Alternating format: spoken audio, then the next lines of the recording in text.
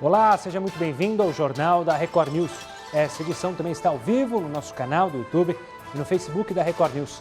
Agora vamos aos destaques desta sexta-feira. Estados Unidos investiga se transmissão do coronavírus aconteceu em laboratório chinês. Vírus de morcego pode ter infectado um humano pela primeira vez.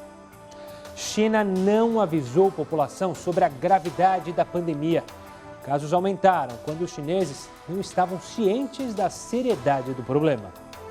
Supremo valida acordos de redução salarial e de jornada de trabalho sem o aval dos sindicatos. 7 ministros derrubaram a liminar de Ricardo Lewandowski. Nos Estados Unidos, uma mãe só pôde segurar o filho pela primeira vez 12 dias depois do parto. Veja na nossa imagem do dia.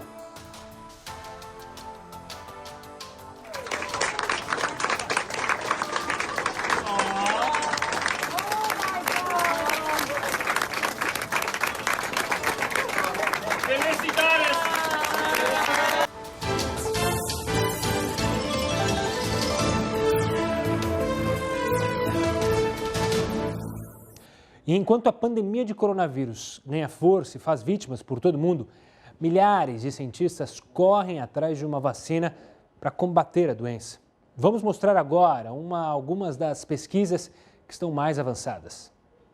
China e Estados Unidos são até agora os países que chegaram mais perto do que deve vir a ser a vacina para o coronavírus. O projeto chinês, desenvolvido pela empresa de biotecnologia CanSino, junto com a Academia Militar de Ciências Médicas das Forças Armadas, está passando pela segunda fase de testes. Ela é o que os cientistas chamam de vacina de subunidade, ou seja, uma fórmula que contém uma substância que, mesmo sem o vírus morto ou atenuado, desencadeia a produção de anticorpos na pessoa vacinada. A fase inicial de testes deste projeto foi aplicada em 108 pessoas saudáveis, divididas em 3 grupos de acordo com a dose recebida. Como as respostas preliminares foram todas positivas, o grupo de pesquisadores recebeu o sinal verde para passar para a próxima etapa. Nesta segunda etapa, os testes serão repetidos em algumas centenas de indivíduos para que sejam observadas a segurança e eficácia da fórmula. E assim, seja possível estabelecer como o projeto deve seguir daqui para frente.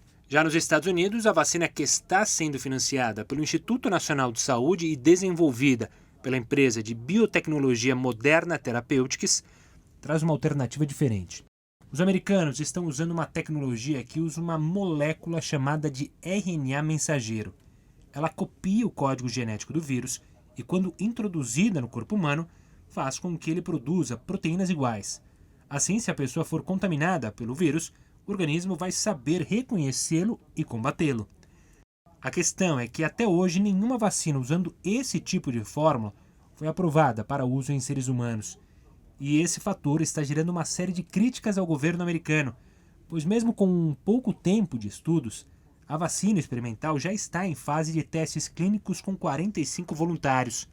Apesar dos avanços dos estudos em ambos os países, a vacina para o coronavírus deve mesmo sair apenas no final do ano ou começo de 2021.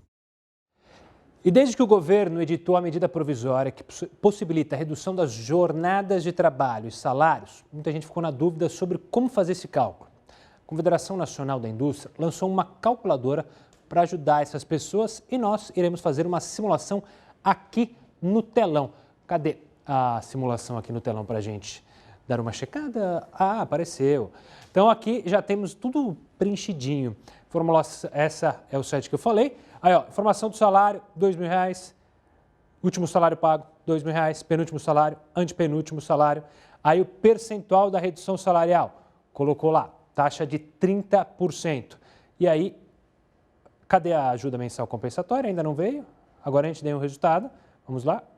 Aí aqui sim. E aí aqui já aparece. Então você pode usar esse aplicativo, esse site, para te ajudar. Então o empregador deverá pagar R$ 1.400 dos 30% que ele reduziu, então 70%.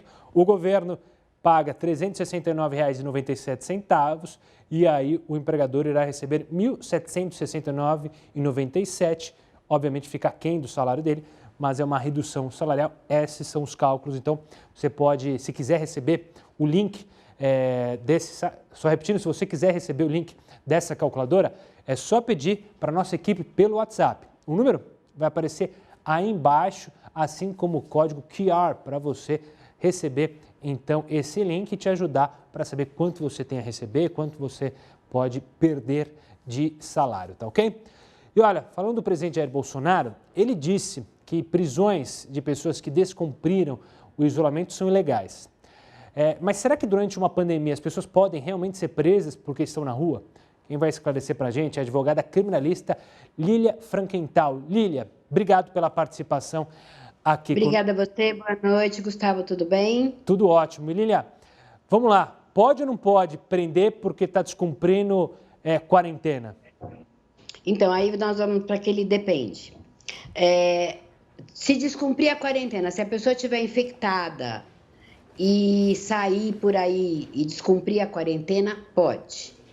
Agora, a arbitrariedade que estão cometendo, no meu entender, ela é absolutamente inconstitucional. O artigo 5º é uma cláusula pétrea que diz do nosso direito de ir e vir, né? Então, se a pessoa está na praia, sozinha, não está em aglomeração, ela ser presa por isso, baseado em quê? Ela não está contaminada, ela não está contaminando ninguém, então ela pode ir na padaria, mas ela não pode passear na praia.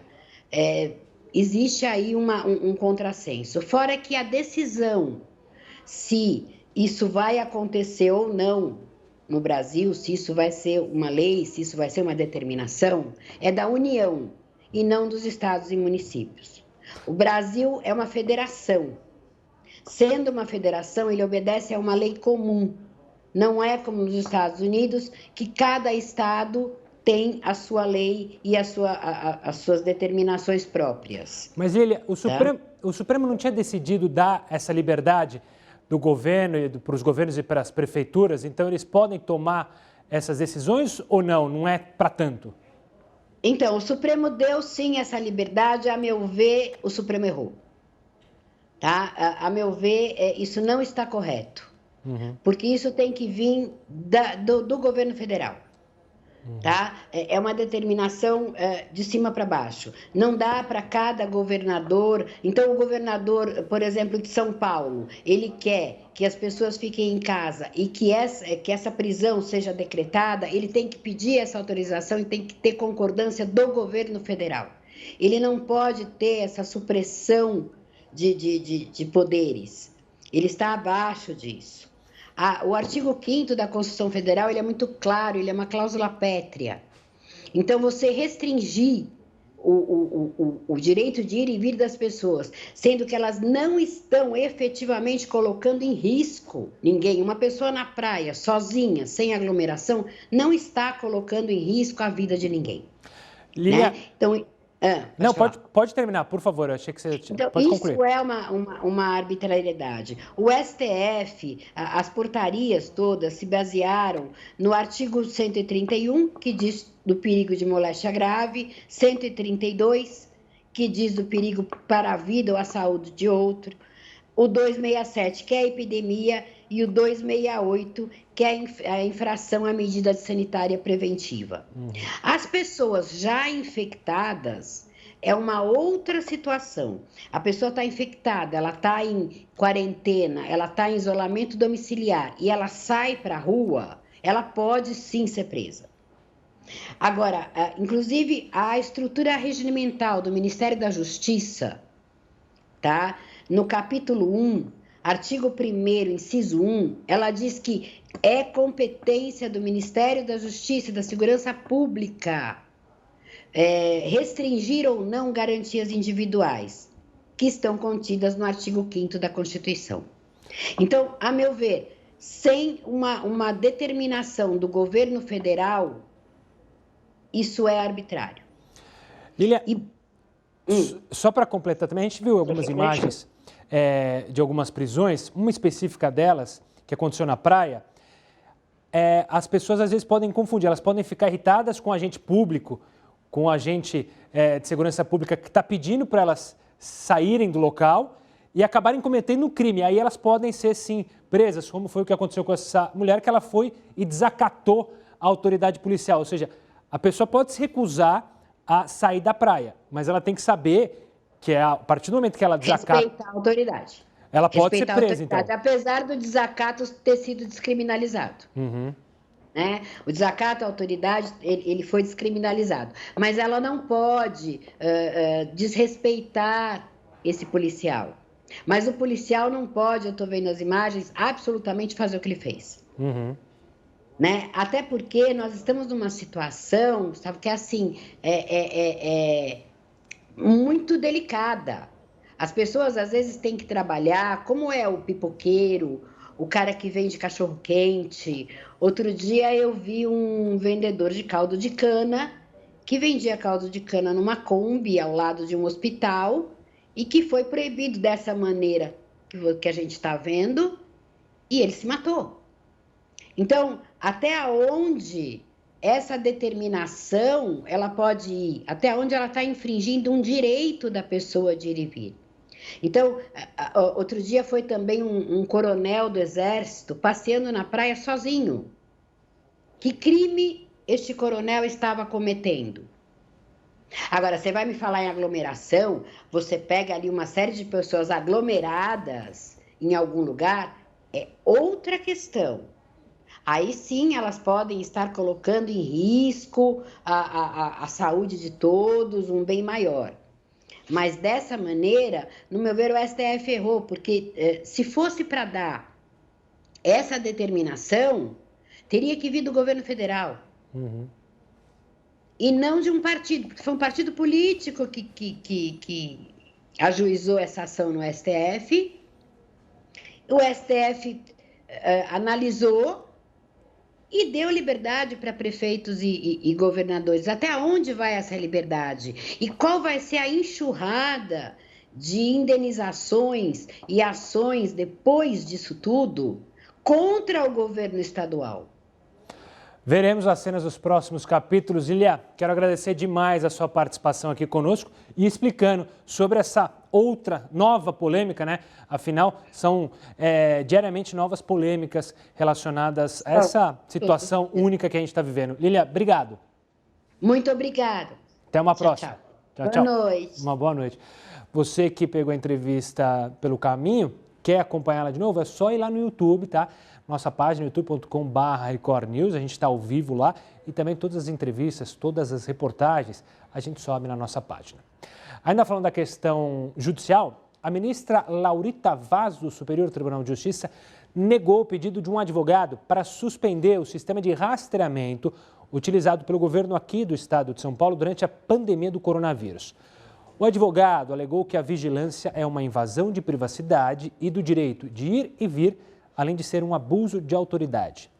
Ele, o advogado, considera que a informação de que o governo não terá acesso aos dados individuais dos usuários de celular é falsa, já que cada telefone é monitorado separadamente. De acordo com a ministra, o rastreamento não apresenta qualquer perigo ou restrição do direito de ir e vir e que tanto o governo estadual quanto as operadoras de celular afirmaram que o sistema não permite a individualização dos dados dos usuários. Apesar de não poder suspender o rastreamento para toda a população, o número do advogado foi excluído do sistema de monitoramento. Vamos ver como estão os números da disseminação do coronavírus pelo mundo. No mapa feito pela Universidade Americana Johns Hopkins, já está aqui na tela, a gente já olha aí o número alto de 2.240.191 casos em todo o mundo. O que chama muito a atenção, claro, é o número de casos dos Estados Unidos, com 6.999 casos. Na sequência vem a Espanha, com 190.839 casos. E aí então Itália, França, Alemanha. Para ter uma noção, se der para a gente colocar aqui nos Estados Unidos, na tela ali, a gente já está puxando, para você ter uma ideia de como o mapa está completamente vermelho. Ó. São vários pontinhos. Como ele é feito pela Johns Hopkins, ela dá um panorama maior. Vocês podem perceber que no México é só uma bolinha, mas nos Estados Unidos ela dá um panorama maior. Por isso, a preocupação lá nos Estados Unidos já são 36 mil mortos por causa do coronavírus. Voltando aqui para o Brasil, a falta de gás está enorme, né? A entrega de botijões de gás a distribuidores está atrasada em 7 estados brasileiros. A mudança de perfil do consumo após o início das medidas de isolamento tem dificultado o abastecimento nesses locais. Segundo a Agência Nacional do Petróleo, a situação deve ser normalizada em até 2 semanas. Apenas 6 das 27 unidades da federação não registraram aumento das vendas de botijões desde o começo da pandemia. Em 12 delas, o consumo cresceu mais de 30%. Para você que está acompanhando o jornal da Record News, aí na sua cidade, no seu estado, também teve problema com gás? Manda uma mensagem para a gente, nosso Twitter, #JRNews, pode também mandar na nossa live no Facebook. Conta para a gente se você está tendo dificuldades para conseguir gás. E olha, um levantamento trouxe a conclusão de que a China demorou para avisar a população sobre a gravidade do coronavírus. Os casos foram aumentando enquanto as pessoas não estavam cientes do que estavam enfrentando. Entre os dias 14 e 20 de janeiro, as autoridades chinesas não avisaram a população sobre o quanto a disseminação do coronavírus poderia ser grave. De acordo com a agência de notícias norte-americana AP, esse período foi fundamental para o avanço da pandemia. A investigação da agência contou com documentos internos do governo e avaliações de especialistas. Eles concluíram que no dia 14 de janeiro, as autoridades chinesas já sabiam o quanto a doença era perigosa. Mesmo assim, as pessoas só ficaram sabendo disso no dia 20, depois que 3.000 pessoas já estavam infectadas. Antes disso, o coronavírus estava sendo tratado como uma pneumonia atípica. A reportagem sugere que os rígidos controles sobre a informação, os obstáculos burocráticos e a resistência em transmitir más notícias acabaram silenciando os alertas. Também gerou medo entre os profissionais da saúde as notícias de que 8 médicos foram punidos por avisar o governo sobre a doença. Pequim negou ter escondido informações e disse que desde o início dos casos alertou a Organização Mundial da Saúde. A AP teve acesso ao texto de uma reunião da Comissão Nacional da Saúde na China. No texto, as autoridades mostravam preocupação porque descobriram no dia anterior um caso na Tailândia, o que indicava que o coronavírus poderia se espalhar para outros países. A partir de então, a comissão começou a organizar o combate ao vírus. Um documento interno deles tinha instrução para não divulgar as informações publicamente ou na internet. Enquanto isso, as autoridades continuavam transmitindo mensagens de tranquilidade. No dia 15, o Centro de Emergências, por exemplo, disse na televisão que o risco de contágio entre humanos era baixo. 5 dias depois, o presidente disse o contrário. Um estudo da Universidade de Southampton, no Reino Unido, concluiu que teria sido possível reduzir em 2/3 o número de infectados caso a gravidade fosse notificada uma semana antes.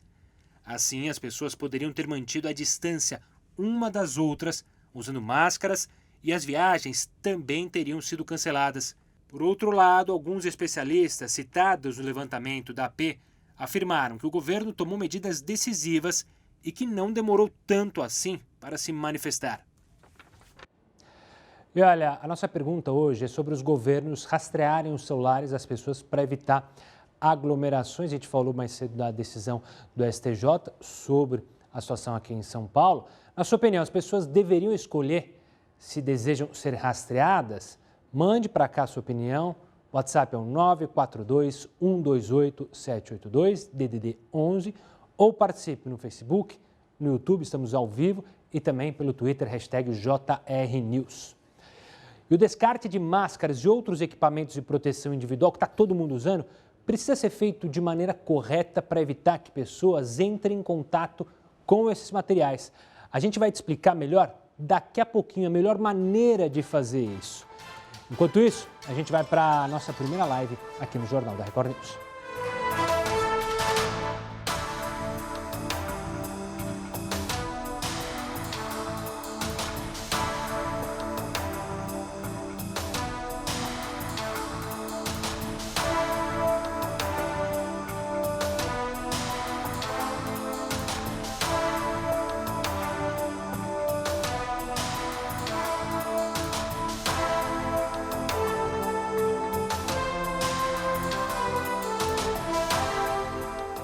Hashtag sextou em casa e você participa aqui do Jornal da Record News.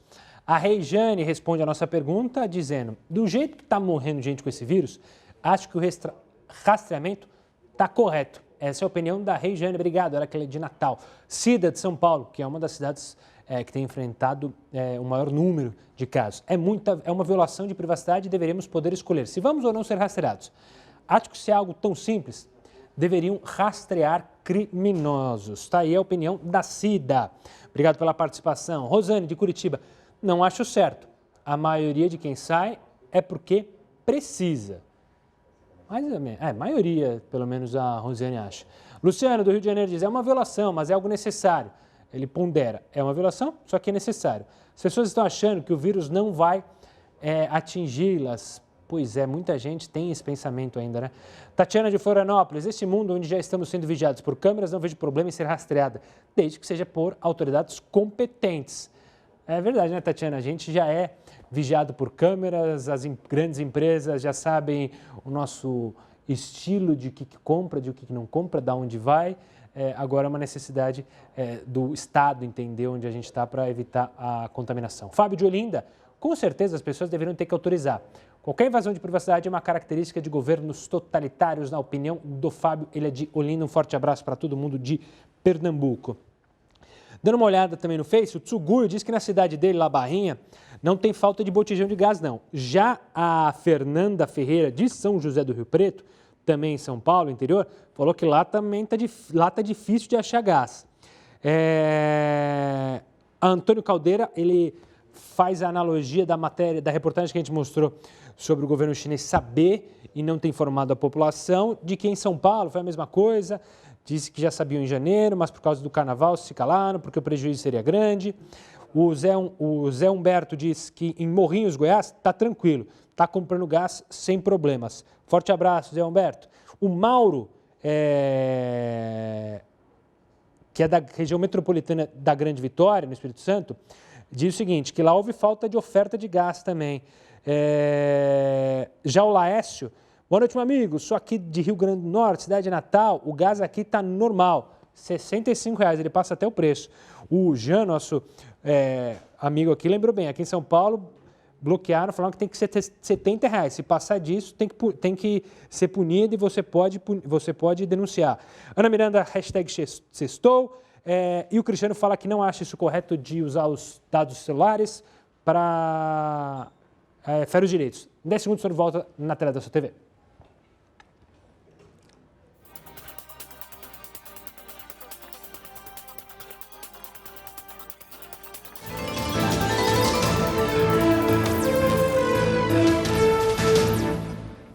JR News está de volta para falar que o plenário do Supremo Tribunal Federal decidiu hoje que trabalhadores e patrões podem sim fazer acordos individuais de redução salarial e de jornada sem o aval dos sindicatos durante a pandemia.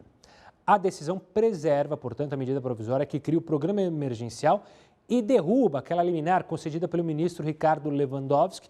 Foi tema de uma entrevista aqui ontem e a gente já adiantava que a tendência era que o Supremo Tribunal Federal barrasse a medida, então está liberado. Não é necessário mais que esse acordo entre os funcionários e os donos das empresas seja repassado para o sindicato.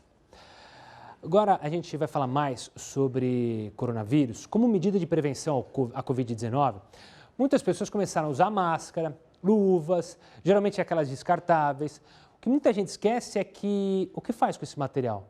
A gente joga aonde? Esse material pode estar contaminado. Aí se você joga no lixo, alguém pode acabar entrando em contato com esse material. Então vamos falar com o presidente da Associação Brasileira de Empresas de Limpeza Pública e Resíduos Especiais, Carlos Silva Filho. Carlos, obrigado pela participação aqui, por conversar conosco. Como que tem que funcionar então? A gente está vendo um monte de gente usar a máscara corretamente para evitar a disseminação dessa doença, mas as descartáveis, onde a gente joga? Olá, boa noite. É um prazer participar do Jornal da Record News e realmente esse é um ponto de preocupação e que precisa de um cuidado específico nesse momento, principalmente nesse momento da pandemia. Uma mensagem muito clara é que as máscaras e luvas descartáveis não são recicláveis. Devem ser descartadas no lixo comum. Se possível, nós indicamos, inclusive, que sejam descartadas no lixo do banheiro, no lixo do sanitário, para que realmente não sejam acessadas pelos trabalhadores da limpeza urbana, pelos trabalhadores da coleta seletiva. No descarte dessas máscaras e luvas utilizadas nesse momento, nós recomendamos ainda que seja feito com 2 sacos, ou seja, um primeiro saco onde essas máscaras e luvas sejam descartadas, seja amarrado e isso seja colocado dentro de um segundo saco, também amarrado, para só então ser colocado para a coleta no dia e hora indicados pela prefeitura. E, Carlos, tem alguma diferença do lixo de casa para a empresa? Porque tem muita empresa que está oferecendo para funcionários, lembrando que há algumas empresas de serviços essenciais que estão funcionando e distribuem luvas, máscaras para os funcionários. A empresa tem que ter um cuidado especial também com o descarte desse material?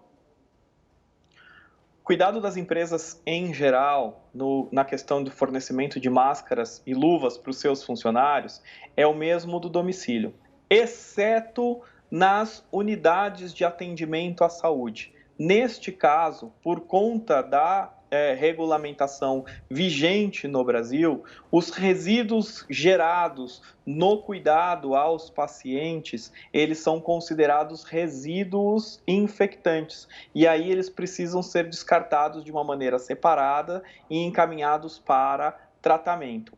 No caso das demais unidades, nós temos a recomendação de descartar junto do lixo comum e realmente que seja colocado de uma maneira acondicionada para a coleta dos demais resíduos dessa empresa onde esse material for descartado.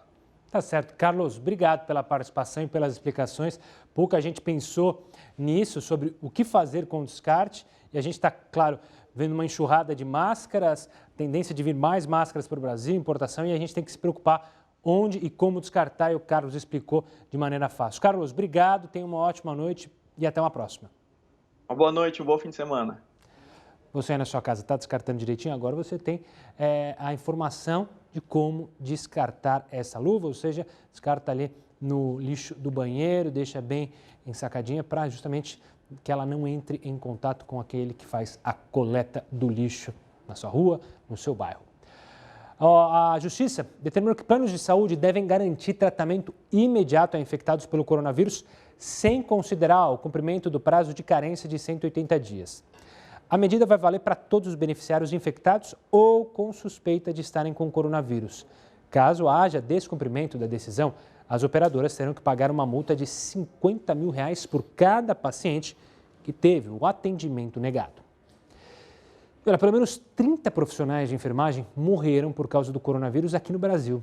O Conselho Nacional de Enfermagem fez um levantamento sobre o quanto enfermeiros, técnicos e assistentes foram impactados pela doença. A gente separou os números aqui no nosso telão para você ter uma ideia de como essa classe está enfrentando ali no fronte. Então, o impacto do coronavírus na enfermagem já foram 552 casos confirmados, 3.500 em investigação. E aí, outro número que chama atenção, denúncias que esses profissionais fazem às prefeituras, fazem aos governos estaduais, pela falta dos equipamentos de proteção individual, as EPIs, ou seja, luva, máscara, tudo que faz parte de um funcionário do hospital que necessita usar aquilo. São 4.800 denúncias em todo o Brasil, e isso vai desde estados ricos, digamos assim, como São Paulo, que houve sim denúncia, teve denúncia até de laboratório que guardavam os testes do coronavírus.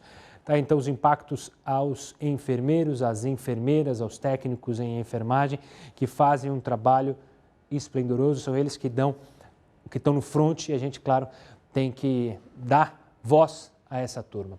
Agora a gente fala com o Heródoto Barbeiro. Não faz muito tempo que se dizia que o espaço, o Heródoto mesmo falou, seria o único lugar livre de coronavírus. Mas parece que isso pode não ser mais verdade. É isso mesmo, Heródoto? Uma boa noite. Olá, Gustavo. Retiro o que eu falei. Eu retiro o que eu falei. Olha, quando você trabalha em casa, assim como eu estou trabalhando aqui, né? Você começa a pesquisar algumas coisas. Eu andei pesquisando alguns jornais americanos e cheguei à seguinte notícia, confirmada. É que 3 astronautas foram lançados essa semana para a Estação Espacial. E você não sabe o que aconteceu. Um alto funcionário do governo da Rússia viajou até a base de lançamento para tirar foto junto com os astronautas, sabe como é que é? Fica bacana aquela coisa toda.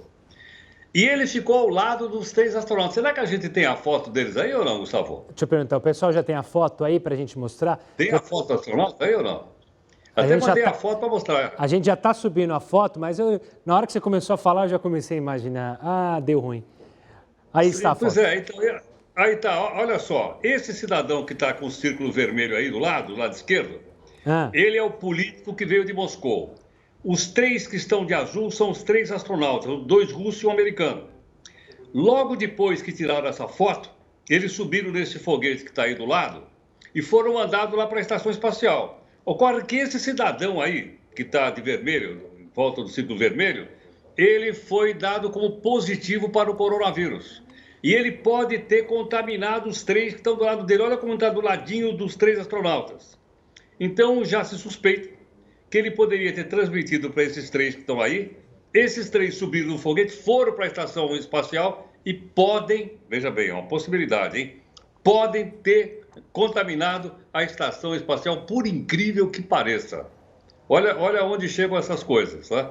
Por mais cuidado que você possa tomar, numa dessa, o cidadão não tinha feito teste nem nada, mas ele era chefão, veio lá de Moscou, e ele participou do lançamento e imagina o problema que isso pode criar lá. É um problema seríssimo, porque se esse pessoal ficar doente lá, é possível que eles tenham que voltar para poder se tratar aqui no planeta Terra. E olha, imagina o prejuízo, além, pessoal, o prejuízo econômico que uma visita dessa de um político pode dar a uma questão eminentemente técnica, que é o lançamento de 3 astronautas para a Estação Internacional. Detalhe, ela é uma estação internacional, ela não é da Rússia. O russo é só o equipamento que leva o pessoal lá. A estação é internacional e, logicamente, outros países do mundo devem estar de olho para ver o que é que pode acontecer agora lá. Que bela situação. Heroto volta daqui a pouquinho para falar sobre outros assuntos aqui no Jornal da Record News. E veja só, uma discussão antiga sobre imprimir dinheiro para driblar a crise econômica veio à tona durante essa pandemia. A gente vai entender como isso funciona daqui a pouquinho. Enquanto isso, eu te convido para acompanhar mais uma live do Jornal da Record News nas redes sociais.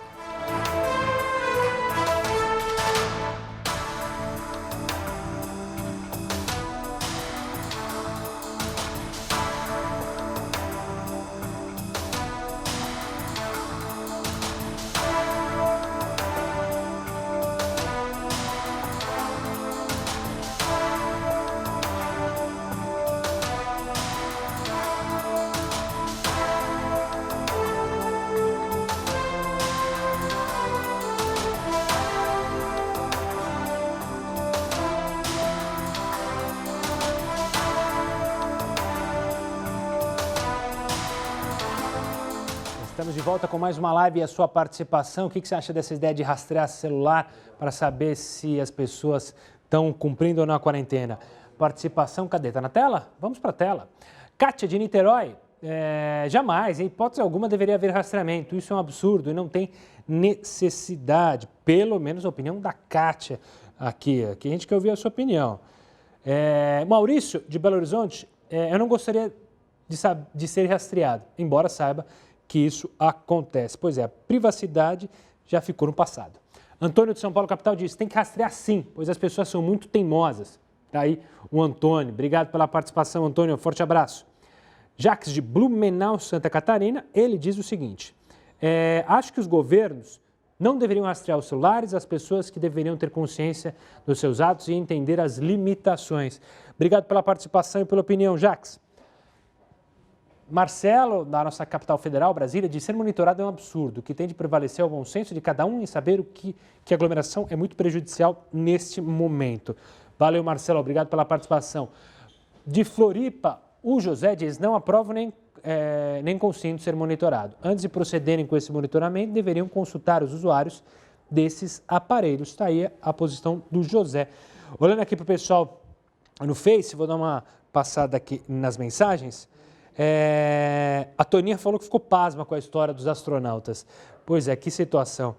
A Ivânia dizendo que as informações sobre o descarte do descarte dos materiais foram muito boas. Então agora ela já sabe como descartar se ela estiver usando a máscara descartável. Olha a pergunta do Isaías, vamos ver. Quais são as chances do mosquito picar uma pessoa infectada com coronavírus e picar outras pessoas? Existe essa possibilidade? Boa noite. Não existe essa possibilidade, sabe por quê? Quer dizer, ele pode até picar alguém que está infectado, só que ele não passa para a pessoa, porque justamente esse vírus, o vírus do coronavírus, ele não entra no nosso sangue, ele entra nas nossas vias respiratórias, por isso que ele atinge o pulmão, ele não chega a entrar no sangue, por isso que, a princípio, isso não pode acontecer, tá bom, Isaías? Cristiano mandando... Quanto tempo tem ainda? Senão eu vou ficar falando aqui. 30 segundos? Um forte abraço para o Jaci, para o Fernando, para o Cristiano e para todo mundo que está na nossa live aqui. Agora a gente volta para a tela da sua TV.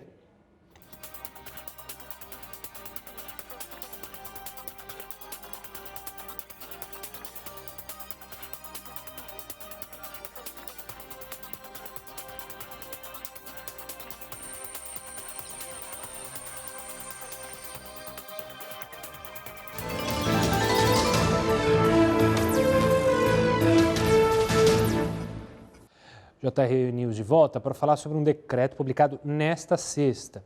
A Prefeitura do Guarujá, litoral de São Paulo, flexibilizou as normas que restringem o funcionamento do comércio por lá.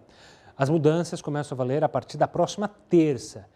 Entre os estabelecimentos autorizados a funcionar, os principais são supermercados, bombonieres, distribuidoras de água, pet shops, lojas de conveniências e materiais de construção.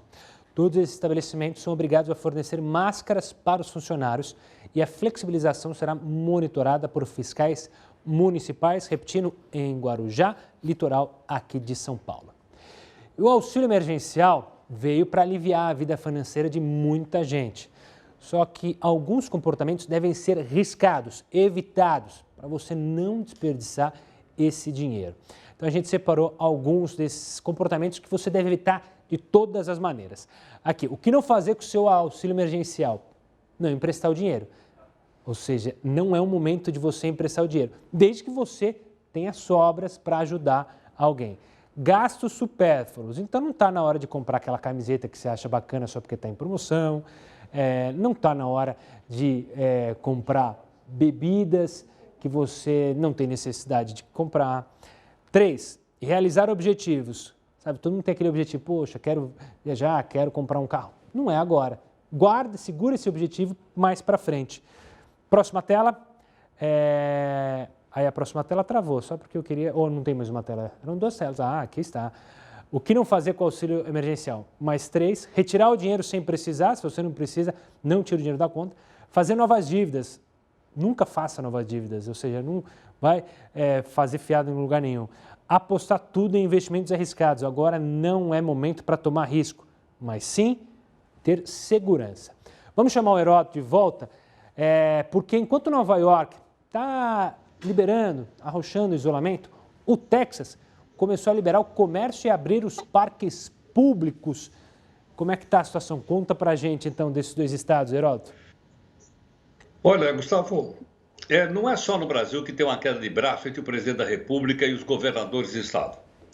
Nos Estados Unidos também tem a mesma coisa. O Trump está de um lado e alguns governadores estão do outro lado. Curiosamente, né, o outro lado dele é o prefeito da cidade de Nova York, o Cuomo, que está numa queda de braço com o Trump. Então, o Cuomo disse o seguinte, não, vai ter mais isolamento, a gente vai ficar mais tempo trabalhando em casa e por aí afora. Mas tem o outro lado. Para o outro lado. O outro lado são estados americanos que já estão começando a afrouxar e estão achando o seguinte, a situação econômica está chegando num ponto tal que é preciso reabrir e voltar a algumas atividades. Eu vou citar aqui um estado. É o estado do Texas, no sul, um deles. O estado do Texas, no sul dos Estados Unidos. É verdade que lá o governador estabeleceu o seguinte, as aulas só vão começar no final do ano letivo. Você vai dizer, mas é em dezembro? Não. O ano letivo na América do Norte, ele termina no mês de julho, depois tem férias e aí ele retorna em setembro. Então, é pouco tempo para ficar fechadas as escolas. E assim mesmo, os professores terão que ir para as escolas para preparar aulas que são dadas aos alunos através da internet ou do Skype, como nós estamos fazendo aqui. E o próprio governador disse que é hora de reabrir o comércio e várias atividades que em outros estados da Federação Americana ainda não estão abertas, no Texas eles estão abrindo agora e vão ficar mais intensos na partir da semana que vem. Então, como você vê, assim como no Brasil, há também uma divisão forte, com alguns optando por um fechamento total, como Nova York, e outros já abrindo para novas atividades econômicas, como é o estado do Texas, no sul dos Estados Unidos. Valeu, Heroto. Daqui a pouco ele volta com outras informações. Agora a gente vai falar de muitas empresas conhecidas como startups. Elas foram afetadas pelas medidas de combate ao coronavírus, enquanto outras conseguiram se fortalecer na crise. Mas afinal de contas, o que são startups? O termo startup, para descrever um tipo de negócio, tem origem desconhecida, mas se remete a um artigo de 1976 da revista americana Forbes, que descrevia como startups as empresas de rápido desenvolvimento no ramo tecnológico. Mas foi apenas entre 1996 e 2001, com o crescimento da internet, que a expressão começou a se popularizar por aqui como uma forma de descrever empresas com capacidade de colocar em práticas ideias inovadoras e rentáveis. Popularmente, startup é qualquer pequena empresa em seu período inicial. Mas algumas pessoas defendem que o termo também pode descrever empresas inovadoras com baixos custos de manutenção e rápido aumento dos lucros. De qualquer forma, a definição mais atual e utilizada pela Sebrae é um grupo de pessoas à procura de um modelo de negócios repetível e escalável, trabalhando em condições de extrema incerteza. O modelo de negócios é como a startup transforma seu trabalho em dinheiro. Um exemplo seria o uso de franquias quando uma marca cobra direitos pelo próprio nome e, em troca, o franqueado tem acesso a uma receita de sucesso e conta com o apoio da nave-mãe. Ser repetível significa poder entregar o mesmo produto ou resultado em escala ilimitada, sem grandes mudanças para cada cliente. Isso é possível por meio da venda da mesma unidade de um produto várias vezes, ou como disponibilidade ilimitada independente da demanda. A assinatura de um serviço por streaming, como a Netflix, é um bom exemplo. O mesmo catálogo de filmes e séries fica disponível para quem pagar por ele sem que isso afete a disponibilidade do produto ou no aumento do custo por cópia vendida. Já o fato de ser escalável significa poder crescer e evoluir cada vez mais sem que o modelo de negócio seja modificado. Ganhar mais sem que os custos aumentem no mesmo ritmo é uma forma de acumular cada vez mais lucros. Por último, um cenário de incerteza é quando não é possível afirmar se uma ideia ou projeto vão realmente dar certo. É importante lembrar que uma startup não é necessariamente uma empresa de internet. Elas apenas são mais comuns no meio digital porque é muito mais barato criar uma empresa online. Além disso, a internet é um meio de grande rotatividade de informações por conta própria, o que torna a expansão da empresa mais fácil e rápida. Vamos falar de outro tema polêmico que veio na toada do coronavírus. Com os gastos cada vez maiores do governo para combater a pandemia, ressurgiu uma discussão sobre a possibilidade de imprimir mais dinheiro para resolver o problema. Só que será que essa seria uma boa solução? Quem vai analisar comigo é Nicola Tingas, economista-chefe da Acref. Nicola, obrigado pela participação aqui conosco. Obrigado, boa noite. Essa história de imprimir o dinheiro é antiga, sempre tem gente falando sobre isso, e ganhou ainda mais tom depois da declaração do Meirelles. Por que imprimir dinheiro não é uma boa saída, ou por que imprimir dinheiro pode ser uma boa saída, Nicola? Olha, a discussão é técnica, mas tudo vai cair numa coisa só. Em momento de uma crise dessa magnitude inédita, você não consegue fazer com que a sociedade e a economia funcione e faça uma transição até uma volta de normalidade sem uma participação do conjunto da sociedade. O conjunto da sociedade é o setor público, é o Tesouro Nacional. Seja ele passando dinheiro para o Banco Central, ou seja, o Banco Central emitindo e depois enxugando esse dinheiro através de títulos públicos, no fundo, o que está se dizendo é que é necessário uma ação corajosa do Tesouro Nacional para poder criar uma ponte financeira para a travessia até o outro lado. Se você me permite, deixa eu fazer uma ilustração. A economia global, a economia nacional, está andando aqui nesse nível. Com todos os seus acertos tecnológicos de produção e com todos os seus problemas de distribuição de renda e tal. De repente vem um terremoto de uma magnitude nunca conhecida e separa essa economia e joga aqui para baixo. Joga aqui para baixo. Então, o que você tem? Você tem uma nova economia aqui embaixo muito mais pobre. Você tem que alcançar ela, você tem que criar pontes para chegar até lá. E essa ponte, o setor privado perde, as famílias perdem, todo mundo perde. E quem pode sustentar dá um empréstimo para a sociedade ou o próprio Tesouro e vai ser pago pela mesma sociedade no futuro esse empréstimo. É um círculo, ou seja, por mais que o Tesouro Nacional disponibilize dinheiro, no final das contas isso tem que voltar para o Tesouro Nacional para rodar essa engenhoca. Outra questão que se foi falada é sobre as reservas internacionais que o Brasil tem lá fora. Durante um período que o Brasil estava bem economicamente, se teve muitas reservas. Como que funciona isso? Seria uma boa saída para o Brasil justamente não se endividar mais, não criar novas dívidas, vender essas reservas para utilizar no combate à pandemia, seja na compra de equipamentos, seja para crescer, fortalecer a economia? É basicamente a mesma coisa. As reservas foram constituídas em alto nível porque no passado o Brasil sofria crises permanentes porque tinha dois déficits. O déficit fiscal, que continua até hoje enorme, e o déficit externo, que a gente não tinha um balanço de pagamentos positivo e tinha uma dívida externa enorme e reservas que eram um risco no nível que estavam para pagar a dívida. Isso foi saneado, nós reduzimos tremendamente, zeramos boa parte da dívida e temos reservas altas. Então, essas reservas hoje estão no ativo, no balanço do Brasil. Então, a gente pode usar uma parte dessas reservas e converter isso em apoio, em ajuda financeira.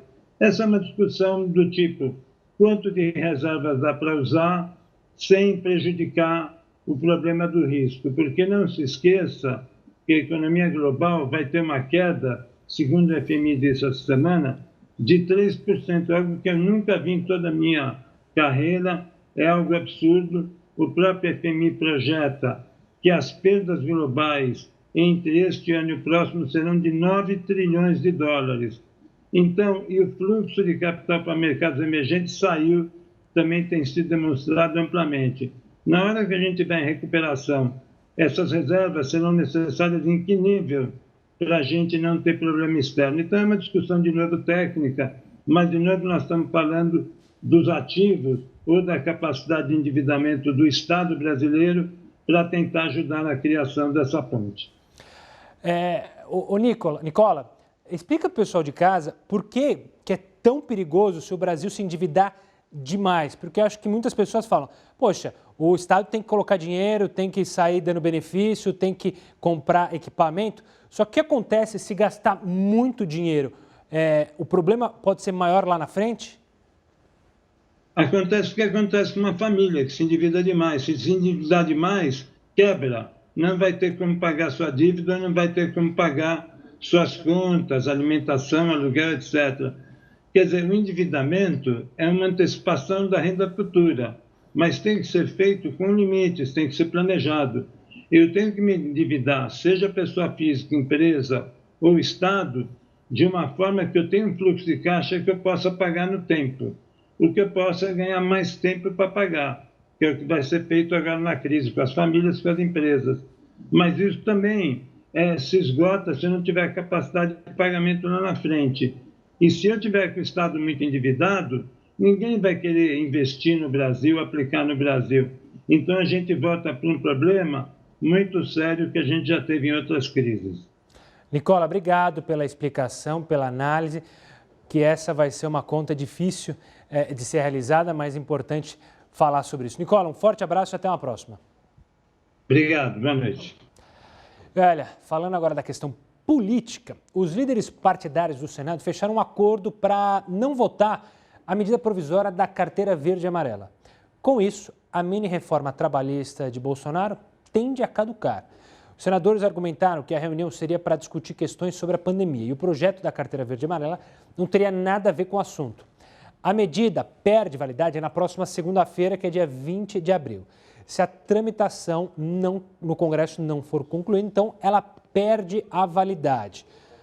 Há negociações, presidente do Senado, Alcolumbre, falou que vai conversar com as lideranças para tentar pautar para segunda-feira.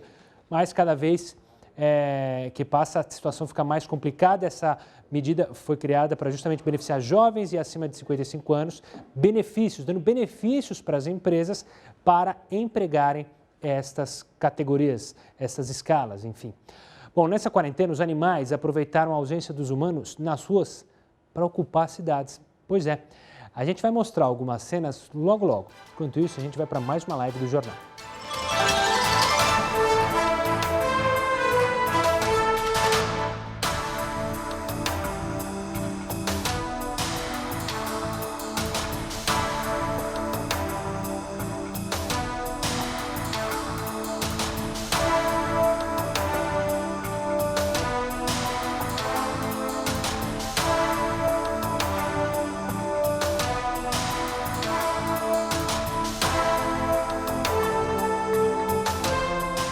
Olá, toda a turma que acompanha a gente nas redes sociais. Da onde vocês falam? Da onde vocês estão? Estão aqui no telão. Maria do Rio de Janeiro diz, sobre a pergunta do dia, para você que entrou na live agora, está perguntando o que você acha do rastreamento de celulares, que alguns governos têm usado. A Maria diz que ninguém gosta de ser rastreado. As pessoas deveriam ser consultadas antes. Então tá aí a opinião da Maria. Obrigado pela participação. Veio uma poeirinha aqui no meu nariz, peço perdão a vocês que acompanham.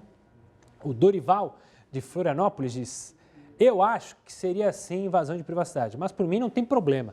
Estou muito consciente das minhas responsabilidades. Valeu, Dorival, forte abraço para você, hein? Ana, de São Paulo, capital, o governo deveria estar utilizando a tecnologia do rastreamento para saber onde estão os bandidos liberados por causa da pandemia. Obrigado pela participação. Paulo, de São Paulo, diz sim, acho que as pessoas precisam sim ser consultadas antes de serem rastreadas. Obrigado pela participação. Erisson, de Floripa, também diz, está completamente errado. Não se pode rastrear celulares dos presídios, nem de políticos corruptos. Então, por que vão rastrear celulares de gente do bem? Isso é um absurdo. Está aí o nosso Erisson bravo da vida. Mas está registrado. E o Celso, de Rio Verde, diz, acho que a escolha tem que ser do povo. Os governantes estão invadindo a privacidade do cidadão. Obrigado pela participação, Celso. Forte abraço para todo mundo que acompanha. Vou mandar um abraço para o seu Carlos. O seu Carlos está acompanhando a gente aqui na live. Um forte abraço para o seu Carlos, que é um nosso cinegra aqui. Está de férias, está curtindo as férias. Daqui a pouco está de volta aqui com a gente. Ivânio Mena diz, as aglomerações, as entregas de cesta básica nos bancos. É verdade, né?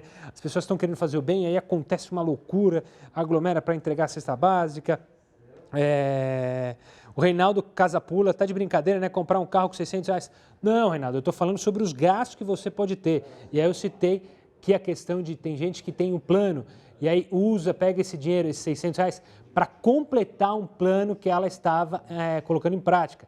Seja comprar algo material, seja investir em algo arriscado. É isso que eu estava querendo dizer. Não estou querendo dizer que com R$600 dá para comprar um carro longe de mim. Reinaldo também que está falando, acho que o rastreamento só é válido para localizar bandidos. Está aí a opinião do Reinaldo. A Valéria diz, gostaria que vocês continuassem a colocar o impostômetro. Pode deixar, segunda-feira a gente coloca o impostômetro. Vai pôr agora, hoje ainda? Então fica ligado, Valéria, que a gente coloca o impostômetro daqui a pouquinho, tá bom? Em 30 segundos eu estou de volta na tela da sua TV.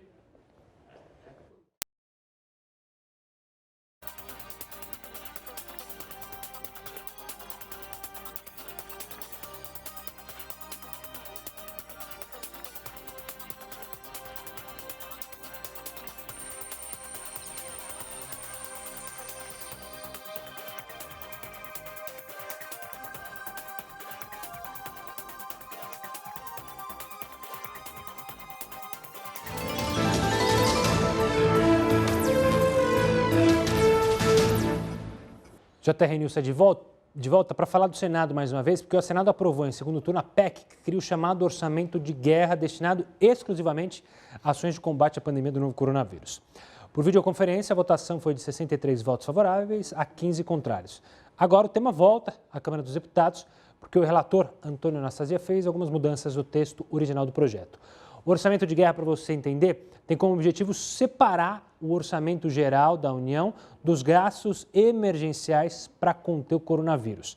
Assim, então, seria possível evitar o impacto fiscal neste momento de desaceleração da economia também e tirar algumas amarras que existem no orçamento brasileiro para que esse dinheiro chegue rápido aos destinos, ou seja, tanto da saúde quanto da economia. Esse orçamento de guerra não precisa passar por algumas burocracias. E a nossa telespectadora, a Valéria Monteiro, estava falando com ela na live. Ela pediu para ver o quanto a gente já pagou de imposto nesse ano. Então, a gente mostra aqui no nosso telão. O impostômetro, que está desde o dia 1º, ou seja, desde o dia 1º de janeiro até dia 17 hoje, foram gastos 627 bilhões de... Gastos não, você pagou 627 bilhões em impostos federais, municipais e também estaduais. Está aí, pedido, vocês pedem, a gente coloca aqui. Agora a gente chama o Heródoto, professor, porque parece que os animais estão dando um maior apoio para o isolamento. Conta essa história, quer dizer que o Faísca está te apoiando aí no confinamento também, Heródoto? Exatamente. Olha, Gustavo, numa situação como essa, a gente acaba descobrindo coisas assim interessantes. Por exemplo, o número muito menor de carros nas grandes cidades, especialmente nas cidades como São Paulo, Rio de Janeiro, etc., o ar está de melhor qualidade.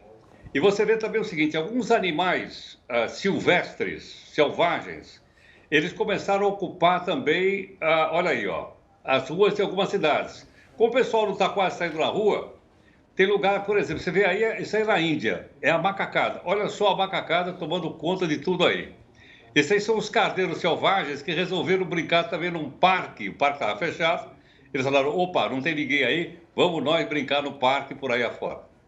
E olha só, e há também fotos curiosas de alguns lugares do mundo, especialmente na África, onde aparecem leões estatelados no meio das rodovias, deitando e rolando porque não tem carro e eles podem então tomar parte desse espaço que não lhes pertencia. Então você veja que curioso, né? Eu acho que é até bom para os seres humanos, de uma maneira geral, quando a gente sair dessa pandemia, a gente pensar nisso. Primeiro, menos carro, melhor qualidade do ar. Menos carro nas estradas, volta então os animais aí que a gente tanto estima e espera que, obviamente, eles sobrevivam, né, na natureza. Então, as coisas estão mudando, às vezes, de uma forma que a gente nem esperava que elas mudassem, viu, Gustavo? Pois é. Heródoto, obrigado pela participação. Tenha um ótimo final de semana e a gente se encontra segunda-feira, combinado? Até mais, obrigado. Essa imagem dos macacos me lembrou o Jota Quest, a macacada reunida.